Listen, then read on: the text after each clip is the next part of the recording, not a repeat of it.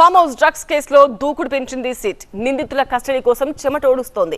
కాల్పుల ఘటనకు వెనుక ఏం జరిగింది, ఎవరి ప్రమేయంతో పోలీసులపై హత్యాయత్నం జరిగింది, మిస్టరీ మొత్తాన్ని ఛేదించి తీరుతామని పట్టుదల మీదుంది. అటు పైలట్ రోహిత్ రెడ్డి చుట్టూ ఉచ్చు బిగుసుకుంటోంది. తెలంగాణ సర్కార్ సిట్ ఏర్పాటు చేయడంతో Moinabad farm house case speed అందుకుంది. ముగ్గురు ప్రధాన నిందితుల్ని 7 రోజుల కస్టడీకి ఇవ్వాలని ఉప్పరపల్లి కోర్టులో పిటిషన్ దాఖలు చేశారు మొయినాబాద్ పోలీసులు.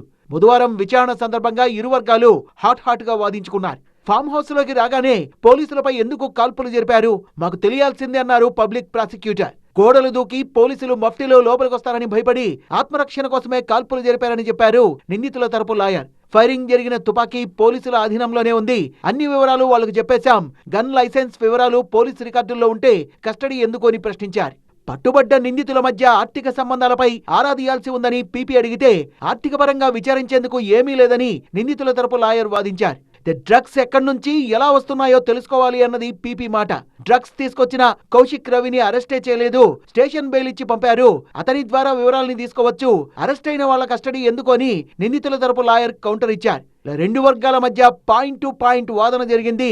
లాజికల్ గా టెక్నికల్ గా కూడా ఎవ్వరికెవ్వరూ తగ్గలేదు. ఇద్దరి వాదనల్ని విన్న కోర్టు తదుపరి విచారణ 23వ తేదీకి వాయిదా వేసింది. మరి కస్టడీకి ఇస్తారా లేదా అనేది సస్పెన్స్ గానే మిగిలింది. సిట్టింగ్ ఎంపీ, మాజీ ఎమ్మెల్యే ఇన్వాల్వ్మెంట్ ఉన్న హై ప్రొఫైల్ కేసు కావడం, హత్యాయత్నం కోణం కూడా ఉండడంతో సీరియస్ గా తీసుకున్నారు పోలీసులు.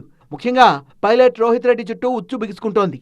పార్టీ జరిగింది ఆయన ఫామ్ హౌస్ లోనే, పార్టీని ఆర్గనైజ్ చేసింది తనే, కాల్పులకు ఉసుగొల్పింది తనే. ఇవన్నీ కలిసి పైలట్ రోహిత్ రెడ్డిని పూర్తిగా కార్నర్ చేసేశాయి.